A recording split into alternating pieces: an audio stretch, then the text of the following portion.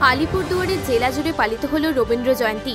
আলিপুরদুয়ার জেলা তথ্য সাংস্কৃতিক দপ্তরের পক্ষ থেকে বিশ্বকবি রবীন্দ্রনাথ ঠাকুরের ১৬৩তম জন্মজয়ন্তী উদযাপন করা হলো আলিপুরদুয়ার রবীন্দ্র ভবনের রবীন্দ্র মঞ্চে। মঙ্গলবার সকাল আনুমানিক ১০টা নাগাদ রবীন্দ্রনাথ ঠাকুরের প্রতিকৃতিতে পুষ্পার্ঘ্য অর্পণ করে রবীন্দ্রনাথ ঠাকুরের ১৬৩তম জন্মজয়ন্তী উদযাপন করেন তারা। জানা যায়, এদিন রবীন্দ্রনাথ ঠাকুরের ১৬৩তম জন্মজয়ন্তী উপলক্ষে কবিতা পাঠ ও সাংস্কৃতিক অনুষ্ঠানের আয়োজন করা হয় আলিপুরদুয়ার জেলা তথ্য সাংস্কৃতিক দপ্তরের পক্ষ থেকে।